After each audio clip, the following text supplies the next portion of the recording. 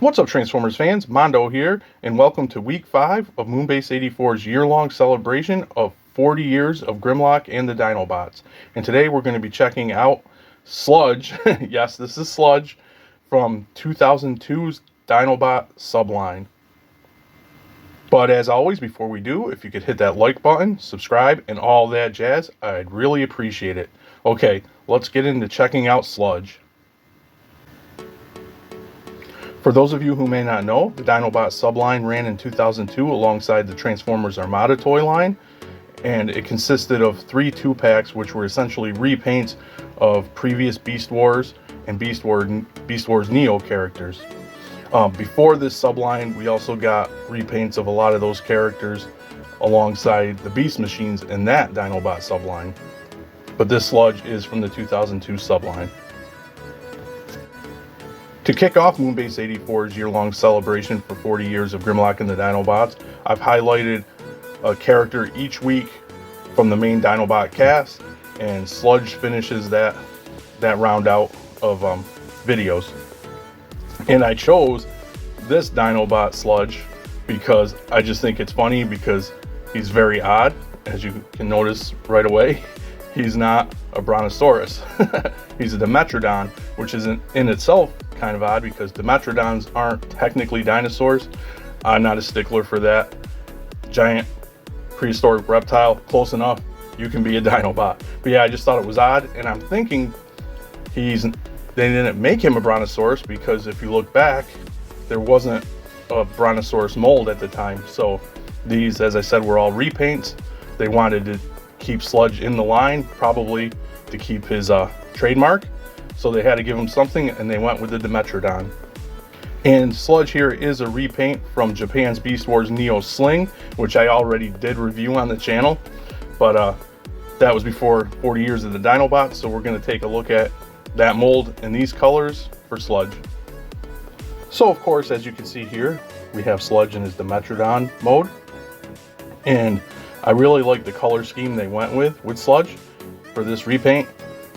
A lot of the Dinobots in those 2-packs were trying for like kind of a G1 type color scheme. They were like a lot of red patterns with some grays, but for Sludge they went purple and gold, which is kind of villainous in a way, but hey, he's not a villain, as we know. And we'll take a closer look. And I really love the textures throughout Sludge here. It's a really nice mold when it comes to like the animal type textures and things. You get some nice scale pattern work. Those green eyes really pop.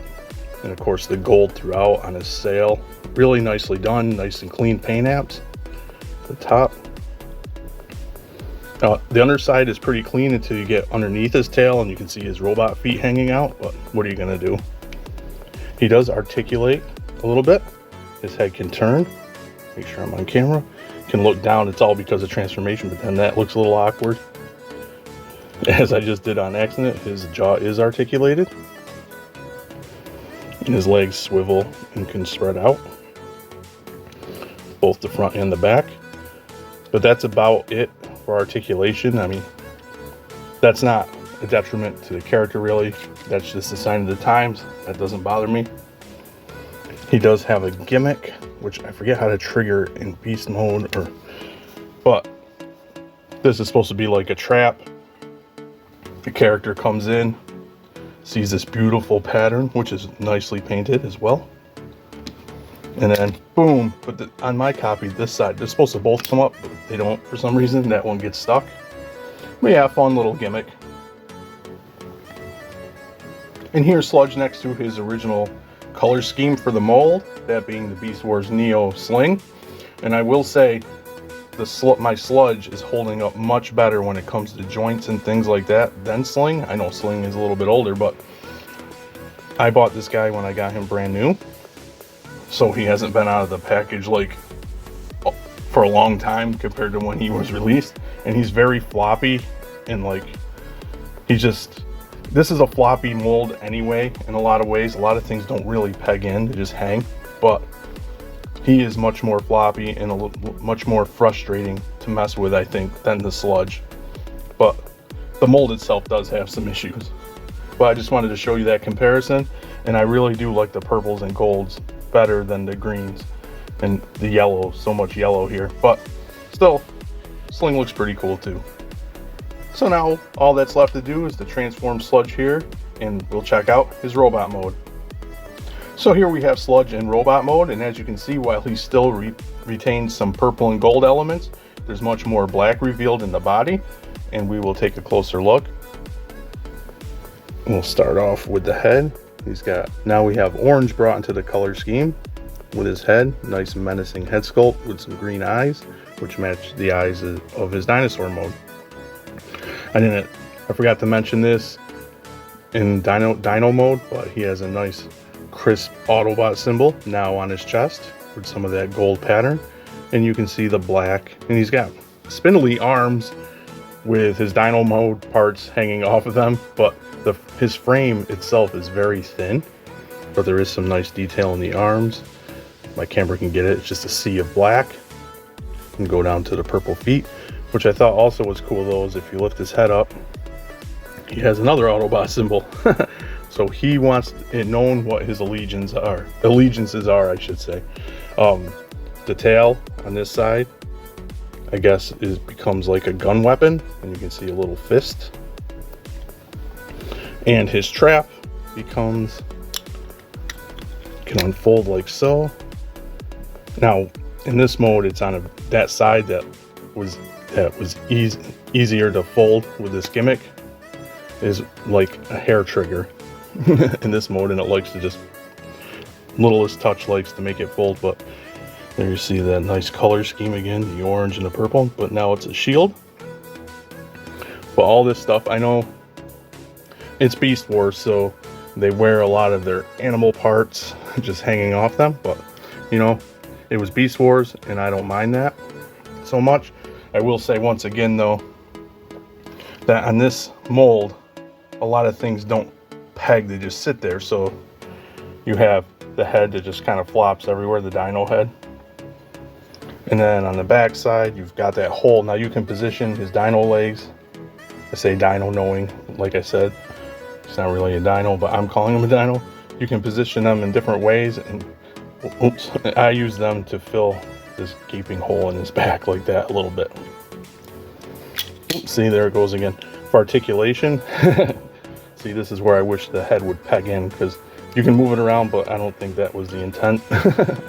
You can move his head side to side. Now it plugs in, this does plug in when you unfold it into place, but I find a lot of times when I'm moving the head a lot around, it likes to pop out. See, it's already popping out. His arms go out that far. He does have a 90-degree elbow at both arms, which is surprising that this stuff doesn't stop it from being 90. He has swivel at that elbow. Keep on losing the camera here. His legs do the splits, kick all over the place because it's on a ball joint, 90-degree bend, and his ankles are on a ball joint, which means you get all sorts of motion there. Oh, and he has a waist. So with all this stuff on, hanging off him and stuff, he's still pretty well articulated. And once again, here he is with Beast Wars Neo Sling. And I also just realized, because when I noted the other Autobot symbol, no Predacon symbol on Sling's head, but Predacon symbol there. I just decided to check that out. I don't think I noticed that before. Maybe. Oh well. But there they are together. So that is my look at Sludge from 2002's Dinobot subline. To me, he's a mixed bag. I really do like his purple and gold color scheme. And then you throw in orange for like his shield and his face. And then little hits of green for the eyes. I really think that looks really nice.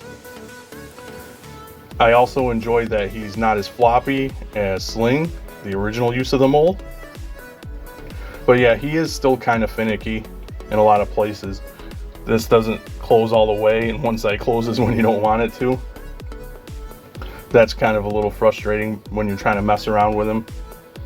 But besides that, he articulates nicely for all the stuff he has hanging off him. I do wish his dino legs had more articulation, maybe in the knees, but besides being on a ball to swivel them around, the position of the actual feet and things are pre-posed. I mean, that's just a little nitpick. But besides that, he's decent enough. While not my favorite dinosaur or Dinobot mold. But yeah, standing there, he looks more evil than Autobot. But that's neither here or there. He's still cool looking.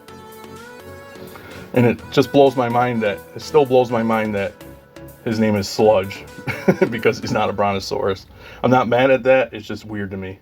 With that being said, comment and let me know what you think of Sludge here. Stay tuned for February because I got some cool stuff coming for our 40 years of Grimlock and the Dinobots. For February, going to start off getting back into some Grimlock toys and maybe some comics. We'll see. But until then, thanks for docking.